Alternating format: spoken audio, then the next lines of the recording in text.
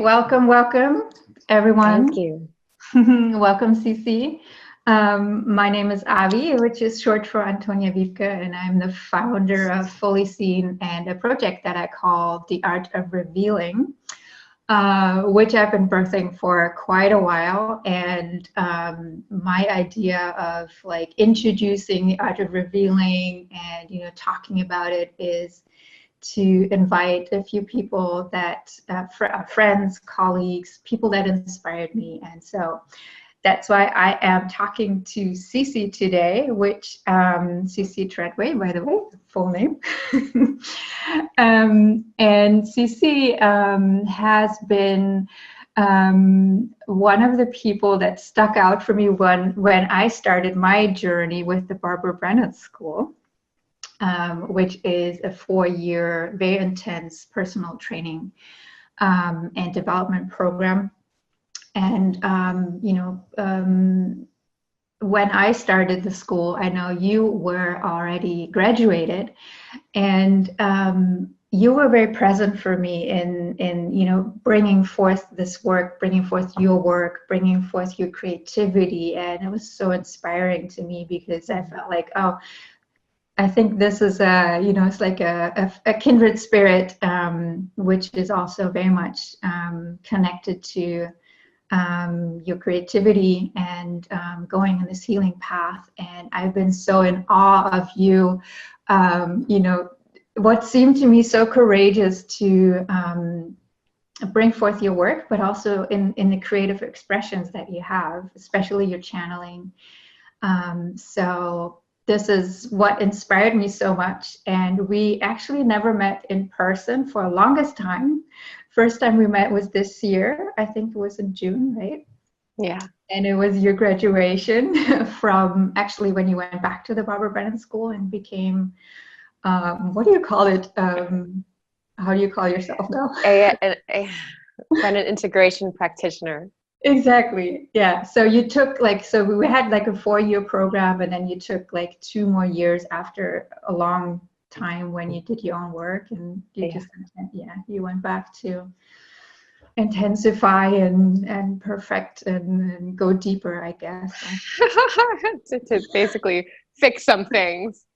To fix, yeah, to fix the things. How is that working? Good. Great. Good. Yeah, it was successful.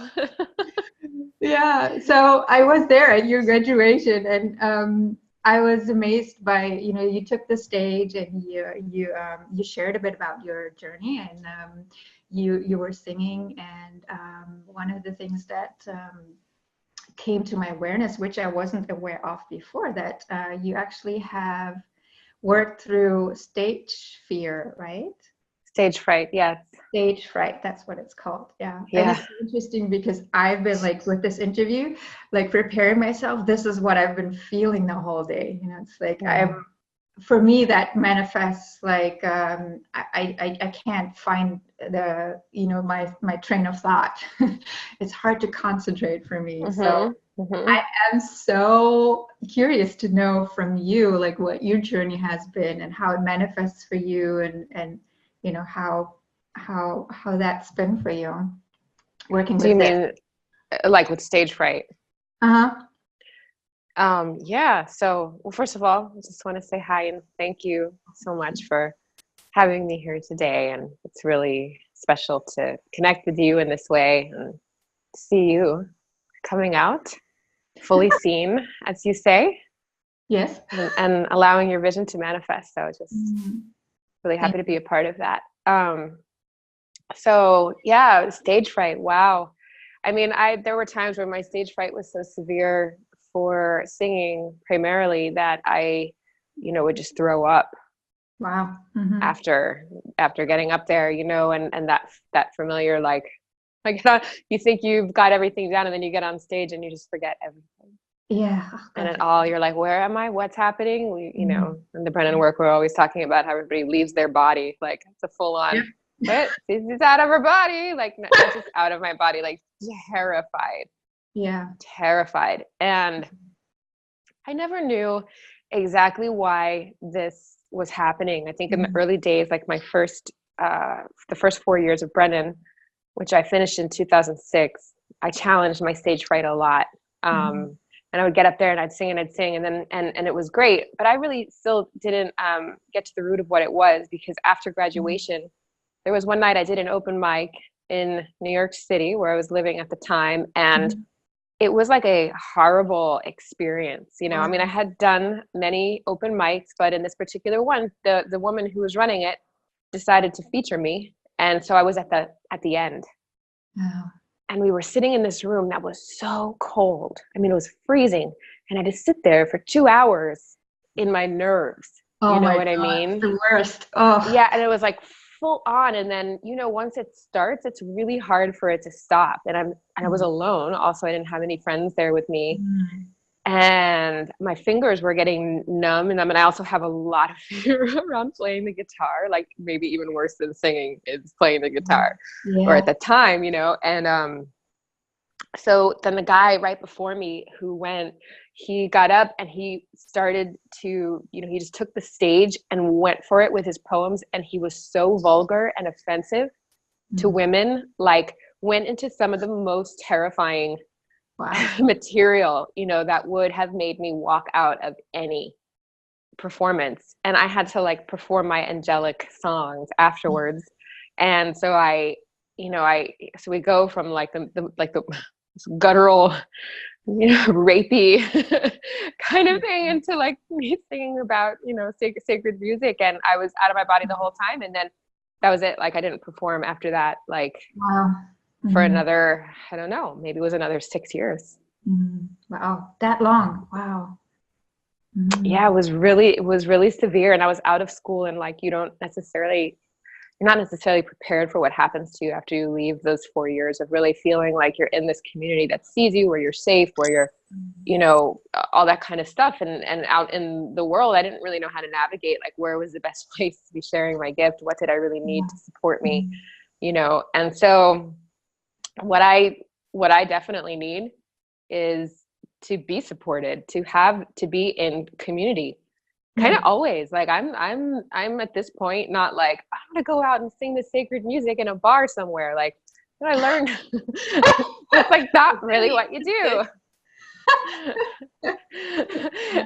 And sometimes when we have stage fright, or we are very deeply shy or wounded in a place, like we don't make the best decisions for ourselves. We can't see well, what's going to rewound and what's going to actually create a healing response. Like we can't see that because we get trapped in a cycle of abuse. So basically, you know, the thing that really I feel like healed my stage fright in the last couple of years was healing codependency and healing the deep shame I had inside that I didn't even know I had, and healing and releasing contracts of subjugating myself to abusive authorities. Wow. Yeah. And that actually was the thing that really shifted it. I was working with a trauma therapist, and we did this work. It's called coupling and uncoupling.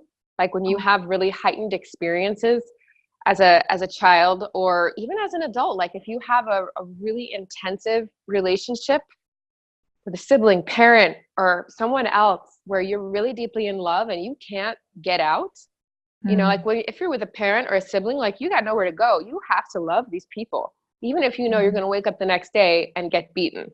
Like you are wired to love them. And so the brain actually takes these two experiences of abuse and love and fuses them together. And so then you find yourself in relationship after relationship where like once you experience an abusive or controlling element, it's like your brain automatically goes into love. Interesting. And so when I work with the trauma therapist, we just uncoupled them. She just took it as like love could go over here and abuse could go over here. And then when that happened, it was like this deep unwinding of feeling like I could be safe in my own love and my own self. Like I could come out and fully be myself, and I didn't have to attach myself to someone or something that was going to make me hide who I was out of fear again. Exactly. Yeah. And so that happened, and all of a sudden I could stand on stage without any fear. Wow. and so that's like incredible, like the way that healing works, and how, you don't think like doing this, basically it's like a 10-minute exercise to help my brain rewire back into healthy love. Wow. Maybe even for the first time, Yes. but it's inherent in our beings. It's inherent.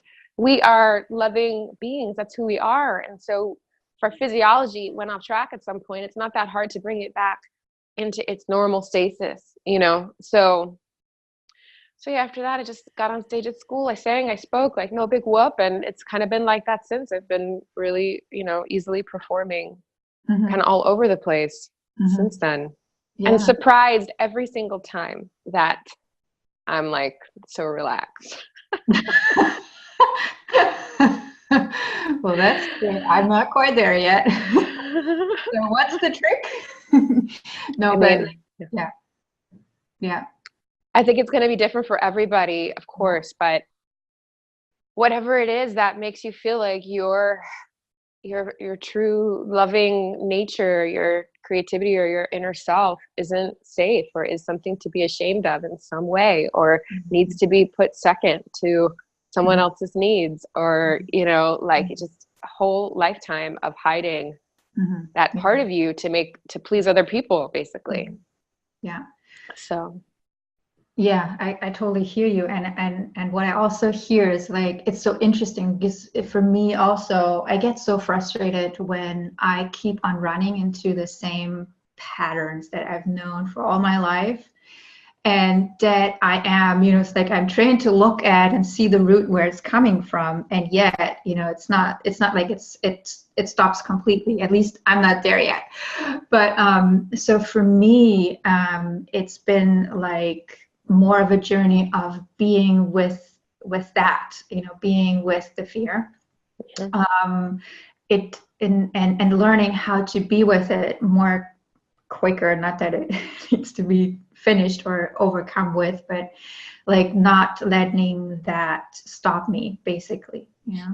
So I feel, because that, the passion that I feel for myself, and that why probably I'm going forward with the art of revealing, is that I see so many talented people and so many like wonderful gifts, and people coming from a very wounded place. I can see that, and I find it so inspiring how they work through it. They get up every time, and they keep getting knocked down. It's like that hasn't stopped for me. It's like the same things come back up in a different way.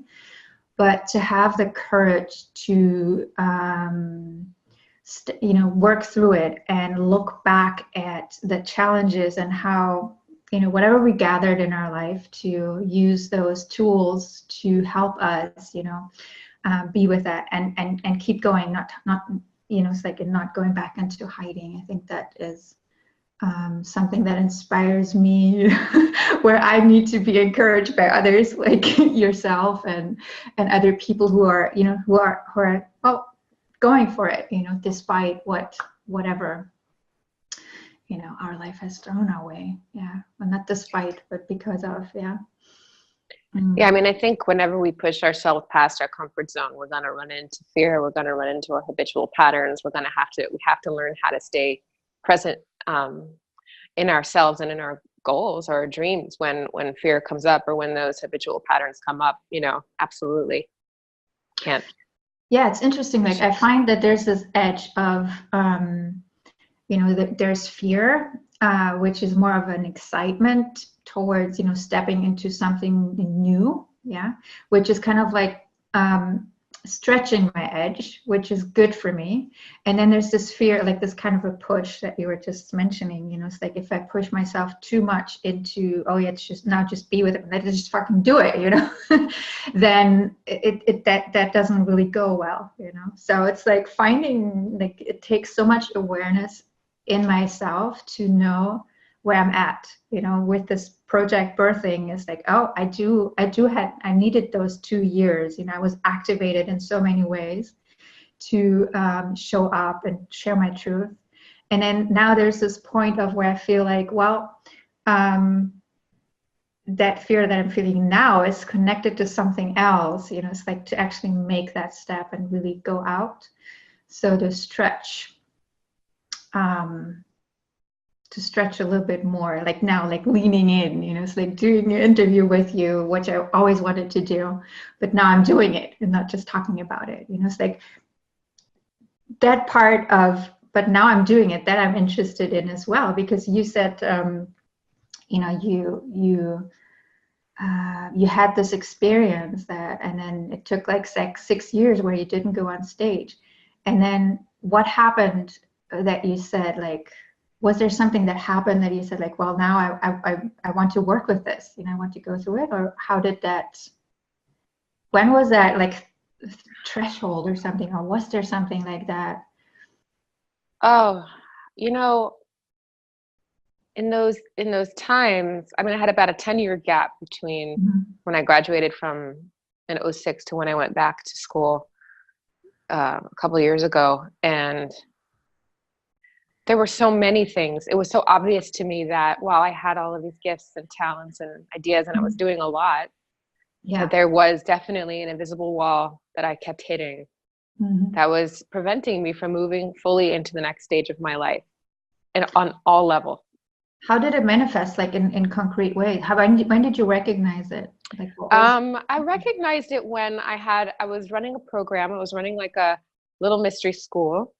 I had beautiful students. It was a year-long program. I mean, it was so awesome. And I felt like there were some things that happened in that program, and we would meet in different places in the world, or a couple different places, and do these activations. And it was like, just, it was really living my fullness, actually. And then after that was finished, I was like, all right, I'm ready to take it to the next level and really grow my income, grow how many students I'm working with, like all this kind of stuff. And it was, it was like Mighty Mouse, like, da, da, da, and I tried to do it, I tried to create it. And I mean, the amount of terror that I kept hitting in this invisible wall, and coming back down. And I finally created a new program that wasn't what I thought and then I had all these people that were like about to enroll, and I went into like this paralysis, like a kind of fear when I was doing the like quote closing the deal conversations, you know what I mean? Like, it was one of the worst days of my life, because I knew I was going to blow it. And I knew how dearly I wanted to move past like where I had been.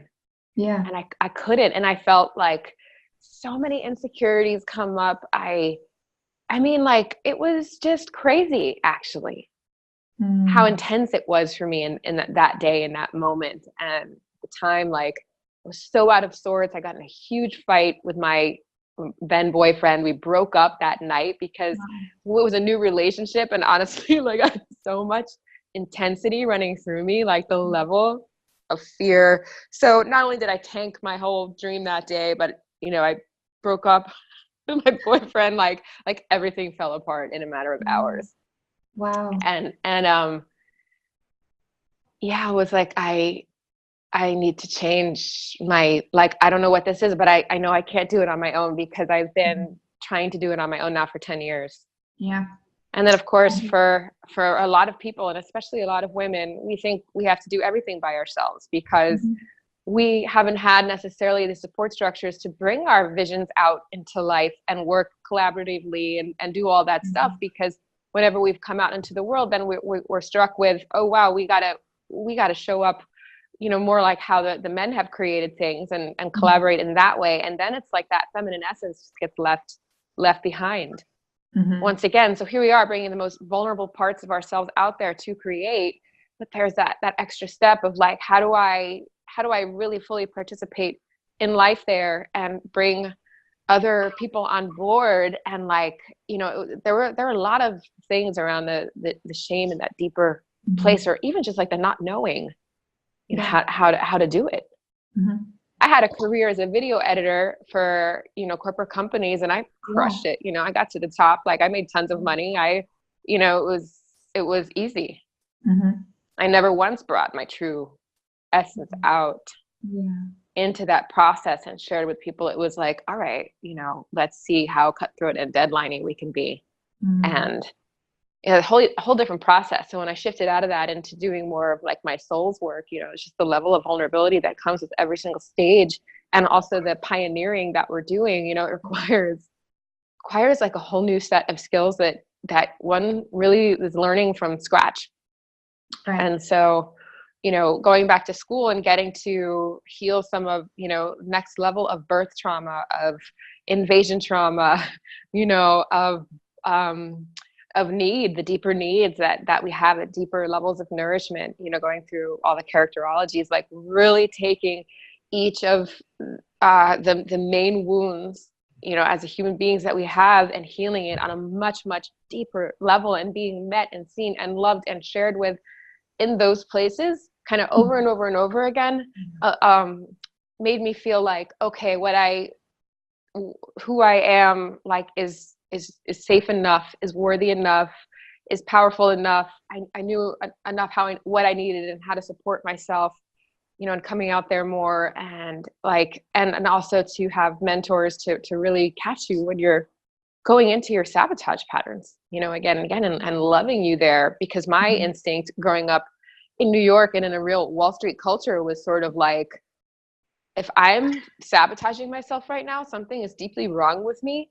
Like, I should be able to make tons of money. Like, why am I not, you know, like, come on, don't be so weak. Don't be so this. And then the shame around that, you know, gets hidden, and like, oh God, I'm in my 40s now. And the people I grew up with, like, with the big houses and 2 kids and, you know, all this kind of stuff. And I'm like, oh God, I can't even put a Facebook Live out there, you know? Exactly. So. Yeah. I've been there. I've been there.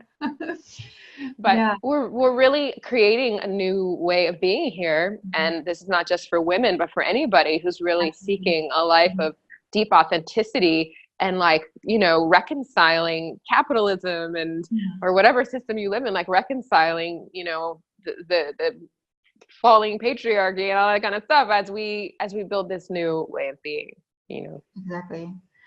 Yeah. And what I find, like, for me, like working with people more in their branding, you know, it's like in the stage of like they're becoming, you know, they're actually want to show their gifts, and they want to engage with people, you know, they're starting actually business. So, or they have been for a while. And so the thing that you also spoke of, going to the next level, like you want to go to a next level, whatever that means, but like, you know, to expand more, to bring more of you, I guess.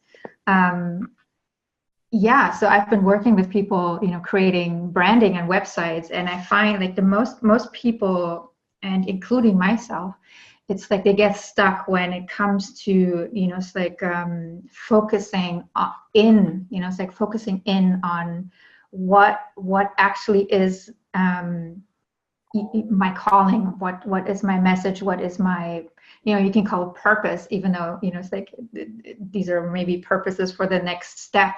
And like a big huge thing, but we get like people get stuck there in when they want to write their, you know, copy, when they want to share their, you know, it's like what kind of program do they want to offer, you know. So like that's what we all go through when we put our works out there, and people get stuck because of the unclarity of what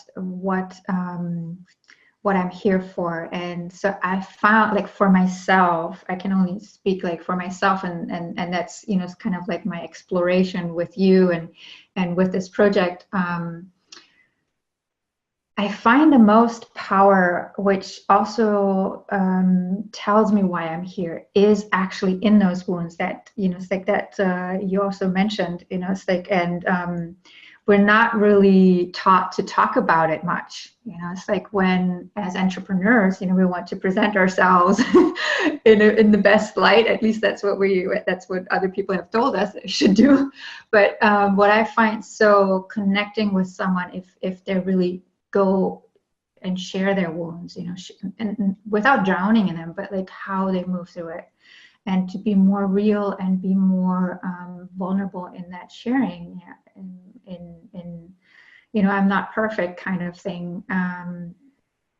which has been for me, and I feel for a number of clients, what reconnects us as human beings together, which also what you spoke of that when you move out with your gifts, that fear of, oh, everybody, it's like, what's going to happen? Are they going to take it away? Or, it's like, that's my personal fear, it's like, oh, if I go out there, somebody else steals my idea and mine is not really, so all these things, these fears. And now I lost my train of thought. Perfect. Perfect. Well, I mean, I think you're just really beautifully, emphasizing the need to be present with and work with our wounds and not hide it, and get out of this sort of thing of, hey, I'm perfect now I can do, my dream. Like, no, we do it with our wounded parts, with our, ecstatic parts, with our clear vision, and with our muddy, lack of clarity. Like, it all gets brought to the table, I feel like. Yeah. Or needs to be. The wounds. So that's also the place that I find, it's like when I look deeply into my wound, and how I've been working through it, throughout my life, I can see the red line in my life, and this is what actually has been healing for me. Not really, at least not at this stage, like healing all the, like symptoms, but like what has been healing is like looking at the wounds, how I've been working through it, how I survived, but also how, the gifts that came out of it, how I've used them, in the next stage to be, whatever comes up. And that's something that I'm passionate about, because for me, it's especially through creativity, creative expression, that has been my healing tool to work with wounds, language has not been so much my first to go, but like, using colors, using drawing, later I did sounding, and I know that you have also a lot of creative gifts.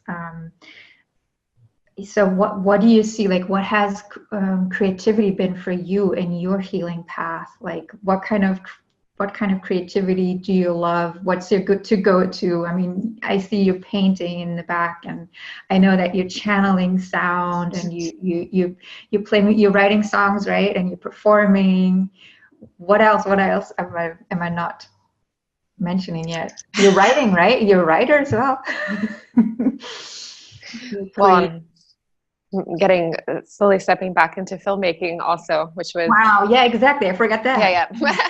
I'm so and I consider healing to be a form of art, because but to the wounds, I think, and the creative process, it's like one of the most loving ways you can connect with these parts of yourself that are hiding in shame, because always the wounded parts are hiding. Right. And the creative process is how they get revealed, right? Mm-hmm. So when I work with myself or with my clients, we do exercises or really just get into the place within yourself where they're deeply in contact, let's say, with some of the pain they're experiencing, and we start to do some drawing or some movement. I was also a professional dancer. And then movement or singing, whatever, to allow that part of themselves to start to speak and to be seen in a very, very safe way.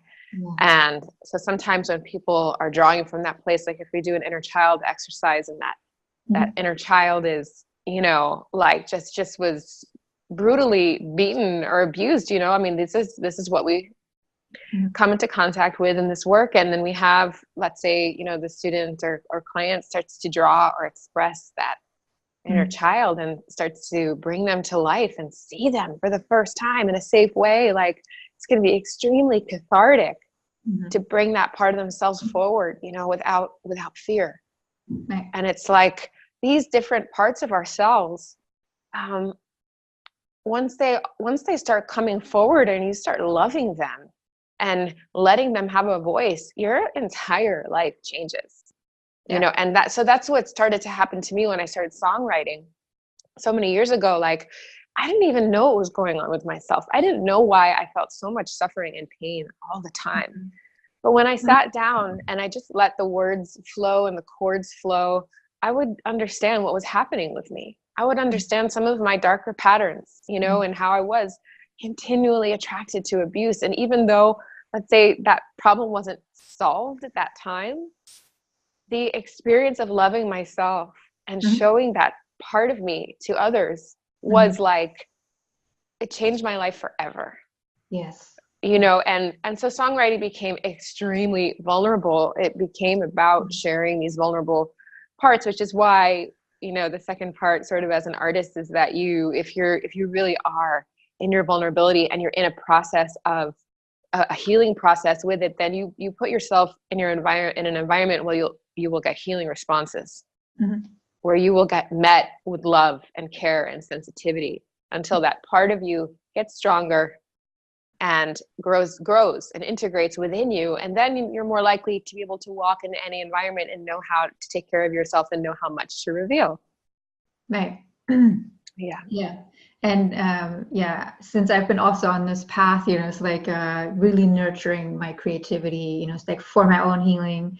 And then slowly, because of that part was nurtured, it's like growing this, I don't know, I wouldn't say self-confidence, but more like a trust, you know, in that sort of expression, that it's not nonsense. It's not, you know, it's like I really received the gift and I honored them, you know, it's like honored them as mostly from, you know, coming from my soul or wherever, I don't know, but like I refer to the soul because it gives me strength when I do that. You know, I fully trust her to guide me.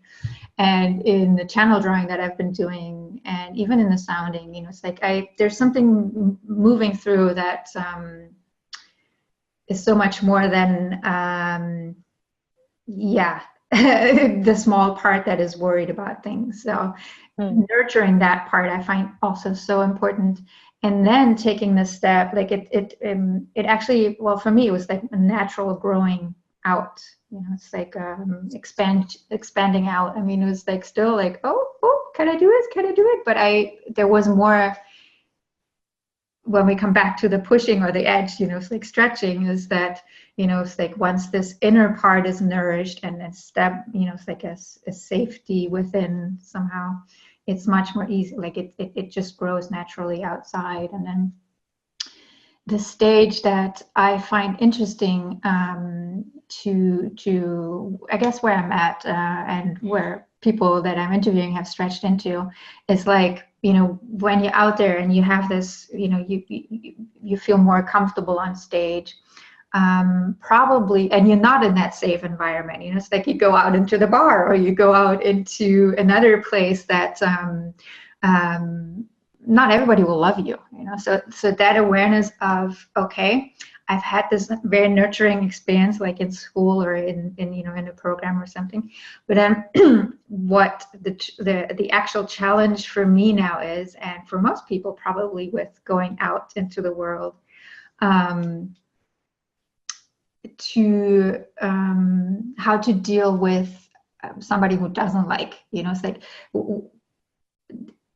of course, you know, it's like when you strengthen that part in yourself that maybe doesn't need the confirmation of other people, there's still, it's not like I don't care, you know, it's like when I stop caring, then there's no connection between me and my audience or the person I'm trying to reach, you know. So that I find that an interesting, like that courage muscle of, okay, it's like I don't depend on people liking me back, yeah, and fully honoring, you know, I owe it to myself kind of energy, and to step out and doing this just so I did it. And yet, you know, it's like like if somebody doesn't like it, it's like, has that happened to you, that they're kind of like, you know, not being welcomed with you know, everything. Have you had like somebody like going for you and really wanting to put you down? Have you had that experience before? Not really, to be honest. Oh, good. But But it can And I happen. think that happened, you know, it's interesting. One of the gifts I took from my childhood was that my parents were like ridiculously supportive of my creative life. Mm-hmm. And they really just did everything to support that and made a big deal out of me that way, you know? So I think that really influenced my level of confidence around like an understanding from an early age, like, well, even if people don't like it, it doesn't really matter because there's enough people who do. And I feel inside that like what I'm bringing is worthwhile. But the other thing I think I learned, like, because I did go to art school and we had to produce an art school in a way that was like so much artwork all the time. And then we had to put our work up, you know, and let it be critiqued by the entire class over and over and over again. And actually, if I recall, there was one time my first film I ever made, like, I mean, I got just like trashed in that critique. Yeah. But you know, everybody had their moment of being trashed and you had to go back and improve, you know what I mean? And actually like that training, like that early training to go to art school and just sort of like, there was never a question like, oh, where's your creativity? Or, you know, we were all just creative 24 hours a day. So it became more like a way of life. And the other part, since I've moved, I'd say into more vulnerable territories, although I did do vulnerable artwork in films in college for sure, which was intense. But later in life, I think because of my spiritual connection, like I really get that what comes through me is meant for certain people and not for others. I really, really understand that on a very fundamental level. That if somebody doesn't like it, then there will be something that they connect with that's really meaningful for them. And it's not really my problem. Right. So, and then as far as like how one deals with, let's say if I have, because sometimes certainly my students and clients come up against this, where the rejection piece around their creativity is like, you know, it's a big deal. Yeah. So again, what hopefully happens is that we've incubated and we've nurtured those scared parts that are just, they're like a baby, you know, coming out, or really creating a safe container for them enough so that when they go out into the world and they find out that not everybody is into what they're doing, they can handle it, you know. And if they do feel rejected, like I'm gonna just love them ferociously through that, you know, and teach them how to keep going, you know, right. and how to find the spaces and how to pick the spaces where people are most likely going to be receptive, you know, because we need that. Of course, we're not doing this, you know, highly vulnerable work so that when we put it out there, everybody hates it. You know what I mean? Like putting the work out there is a really, really essential part of the process, because then your creations are let loose and they inspire other people, and then they start making stuff. And then, you know, so learning how to really fine tune your work and your frequency to match those who need it, and then push your edge again, just a little bit beyond that. You know, you're taking in a certain way calculated risks, right? Yeah. And otherwise it's like, why re-traumatize yourself, you know? But the other thing is, we work a lot in the work that I do, getting people very deeply in touch with their soul and what spirit is sort of inching them to do. So we get these messages that we don't want to trust, right? Like I hadn't painted since I went to college. And then, you know, a couple of years ago, I hear this, you know, I went inside because I was like, oh, what's my next step? You know, and I hear spirit say like, time to start painting animals, you know? And I'm like, seriously?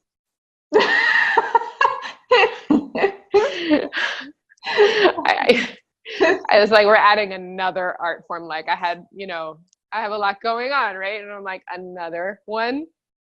And painting animals. Okay. Like I was thinking, what's the next course I can offer or whatever. Anyway, so I listened, you know, I just started painting this deer. That's why I have it there, because it was, nice. Yeah, you know, so cathartic for me. And it took me a year to paint that deer. Wow. Because it was the first time since college really where I had let myself go like have a creative process without any expectation of it doing anything other than just that. And the pleasure and like joy that I got at just being with my soul on my terms and what wanted to come forth. Like it was just the best thing ever. Yeah. Oh my you God. I know, totally feel and fine. yeah, and then I was living in the tropics at the time. I'd always wanted to live in the forest, and I was living in Miami. My family was there, like other reasons, and I had a long history of being in places that weren't quite right. You know, I think a lot of people have that story. When I really had this longing to live in the Hudson Valley in New York and like paint and sing and sort of, you know, and then I just kept not doing it for whatever reason. But as I painted this deer in the forest, as soon as I finished this deer, my entire life rearranged itself to move up here. Wow. So So now I powerful. live in the forest with the deer and the singing and the community and the painting. I have lots of animal paintings in the works. I have some commissions. I have, you know what I mean? Yeah. Wow. Yeah. Isn't it so amazing? Yeah. I find it too. It's like with, like I don't paint. Maybe I should, or I want to next time. But, it's like it's like I could really feel you, it's like this creating without a specific, expectation or, force something or, it's like just for the pleasure of creating, I love that, it's like when that's totally free. And the message that comes through when you're in that space, without expectation, and see how powerful it is, yeah, wow, it aligns Well, so much. Yeah. well, there's so much, we can't see, and we try to figure everything out with our heads. And then, Mhm. as this, our inner being knows what's next and has an intelligence that we can't understand with our minds. And I didn't know that, like, painting this deer was going to put me in the vibration of my dreams so deeply that it had no choice but to manifest itself. Wow. You know, Amazing. and now, like, I'm home, Mm-hmm. and I've never ever said that. Nice. So Wow. Beautiful. It's so yeah. powerful. Yeah. Yeah. And yeah, it's for me like I could feel like in myself that sometimes that struggle of like because I use creativity as like an applied way for people, so it always has some sort of an intention, even though there are parts of it in it where I'm free and it's like I can create from a free place. But I've always made that kind of oh, I don't know in English. It's like when you have one leg here and one leg here. It's like one leg was like in design because I had this feeling of my art needs to have purpose, and then on the other side is like I just want to do whatever I want to do. It's like to express myself. So my life has always been like it's kind of like going this way. So it's balancing itself. But when I really listen into, when you just like said that, it's like, oh yeah, it's like I wish I have a space to just create, and more of that, and yet, it's like I have to live or something. So that when that comes in, it's like I'm making myself small, so it's like, oh, I have to have a purpose.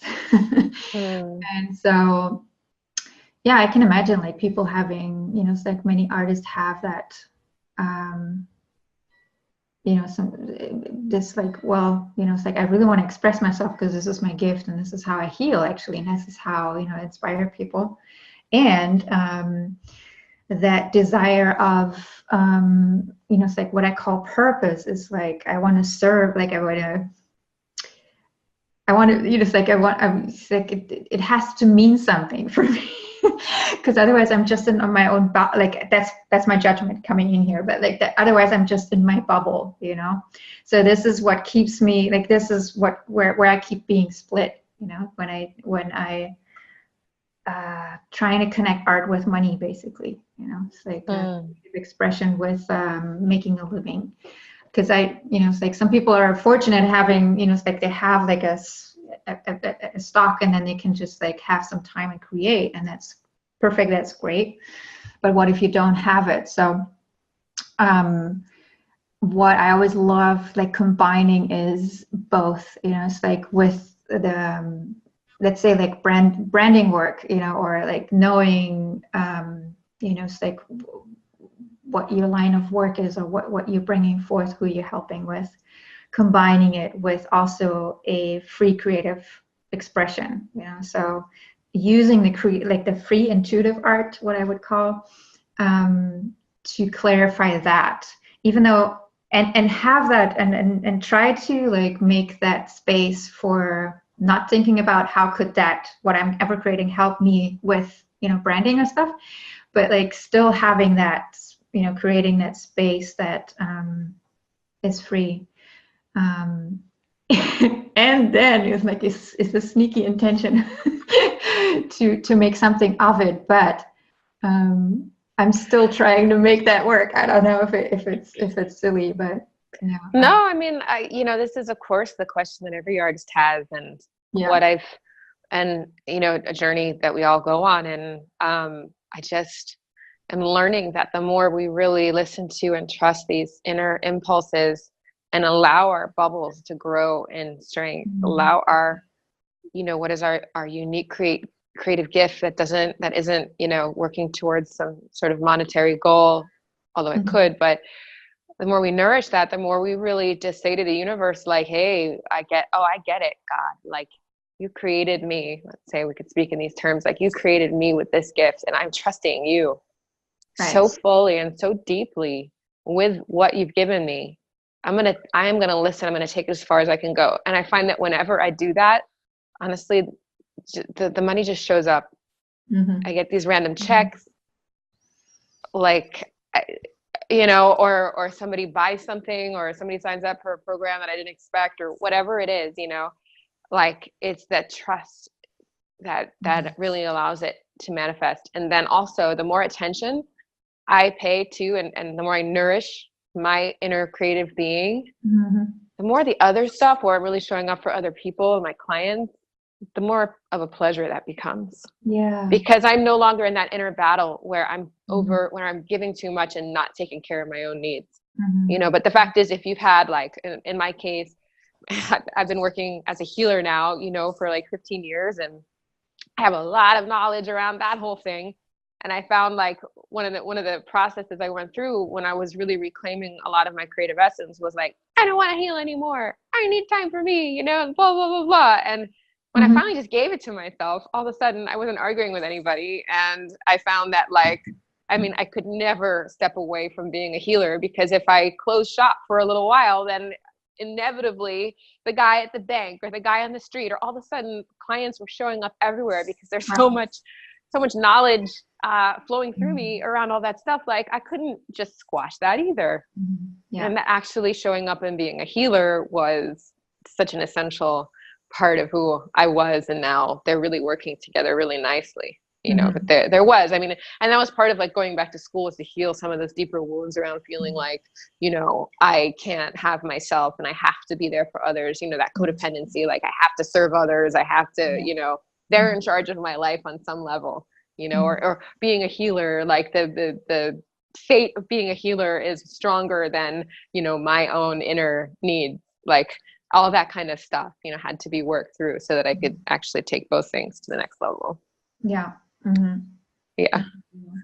Yeah. And it's that, it's like that,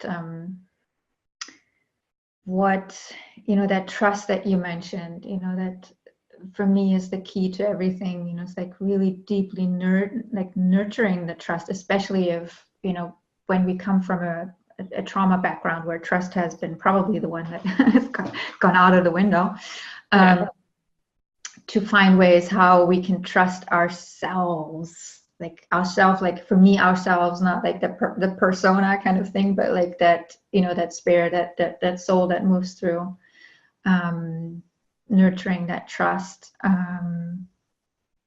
to take those steps, and follow the impulse, like follow whatever comes through. It's like having the trust to value what comes through,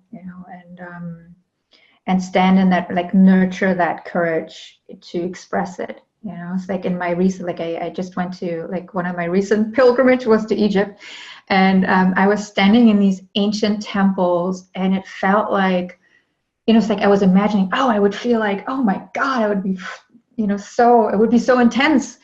It wasn't. It was like it was the most natural thing to stand there and sound, with a bunch of women, and I would naturally find my place. It was so, like, not trying, not pushing. It was just so natural, it's like being in these places, remembering that part of myself, and being that clear channel.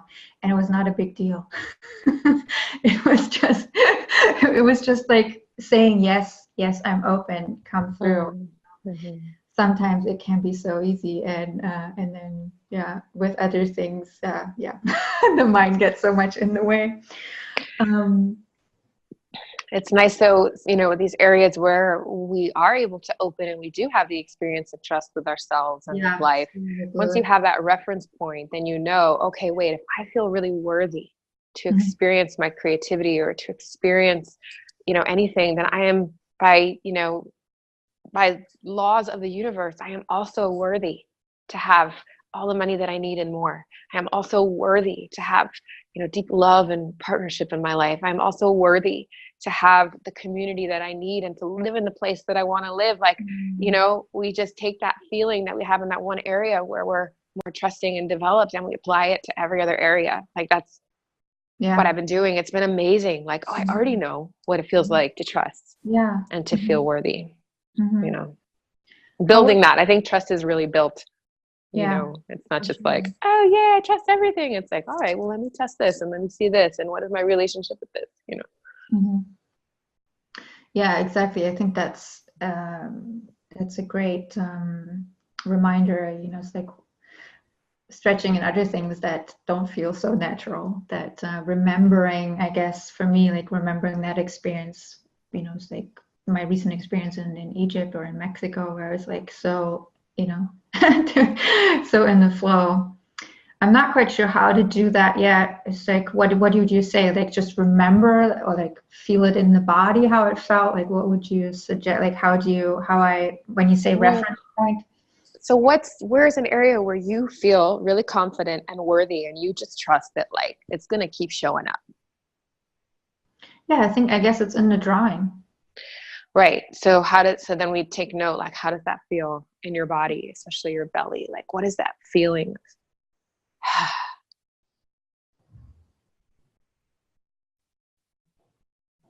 It's like a fullness. Right. Yeah. It's like cool. So we're just signaling to your brain, wow, this is what it's like when I feel worthy and confident. Yeah. Now pick something where you don't feel that.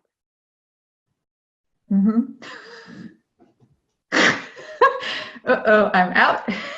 Right. And so we just tell your mind, this is like, first we just say like, okay, so this is an area where you haven't yet developed your worthiness, but just like the other area, it's totally and completely possible. Yeah. So even now in this place, sort of depending where you are, some people at this point might need to feel feelings or whatever it is. But the idea is to start bringing that feeling of worthiness that you had into this experience, introducing it to this place. Yeah, that's so good. For me, it's like the body feeling so important right now. Yeah, that's kind of like sinking into my belly, into my womb space, actually. It's like this heaviness that in some parts I rejected feeling, like this heavy kind of like stuck place. But now it feels more like, relaxing, like anchoring. Yeah. Yeah, and I can feel in my heart can relax as well. And it's expanding also. Yeah. Wow, that's a very good practice to remember. Very simple. It's very simple. It's so many things are so simple, but so yeah. Thank you. You're welcome. And each time that place gets challenged, it's like rinse and repeat. You're putting a new pattern in to your body and your mind and your heart, and emotions can release or whatever it is. But just knowing that we can feel the worthiness there and we can let go of that old conviction that, you know, whatever story has created the feeling of unworthiness, like it's okay to start writing that new story in that place and feeling it, you know. I'm really convinced at this point that the universe is absolutely wanting to give us what we want all the time. That is its natural desire.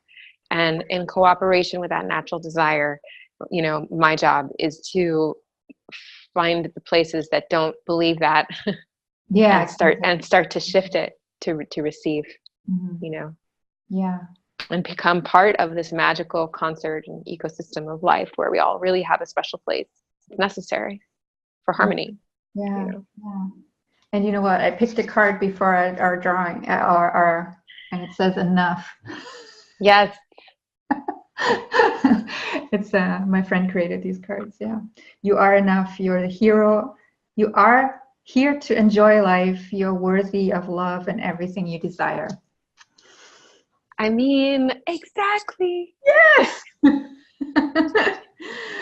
Yes. I think that's a great conclusion of our conversation today. Thank you so much for You're so welcome. coming up, for your presence in the world, and you know, for me in these moments, and for the people, you know, who might be watching this. And if people are very interested in getting to know you more, maybe working with you, seeing how they could be, you know, how they could work with you, where would they find you? How do they get in contact with you? What's the procedure? Yeah, just go to my website, cctreadway.com. We'll post and it. Everything is there. Okay, great. Yeah. And just really shortly, are you still, like, I know that you're also running a school, right? A light school. Is that still something that you Right.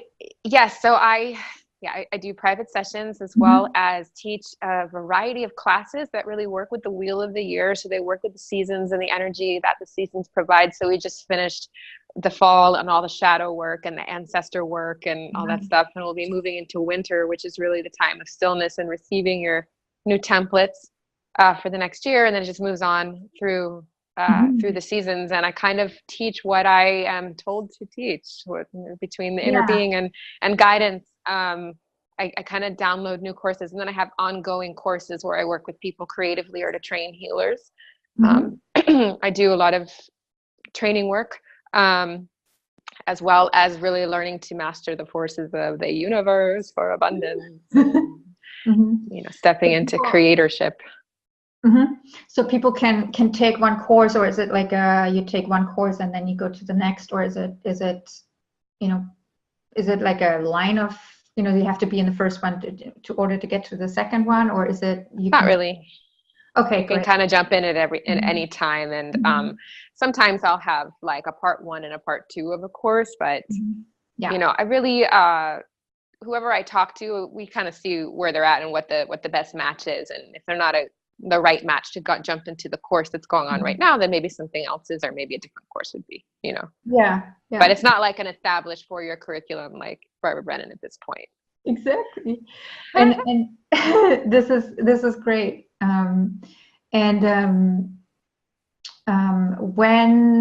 What's your next performance? Actually, well, this probably will pass by the time but so what are you looking forward now?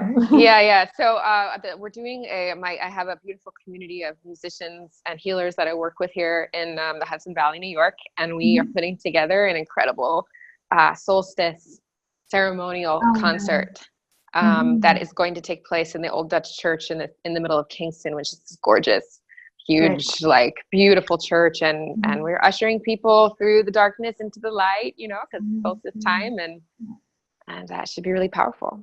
And it's a group that you keep co-creating with? Yeah, I mean, I just moved here a year ago, right? So I've been getting to know a lot of different people here in the area, and I think this is my first experience working with them. They've been working together for many years, and I was very lucky to kind of like get invited in. Yeah. Wow, I'm so happy for you. Thank you. Thank you, Cece. And Oh, thank you so much, so much. It's so beautiful. mhm.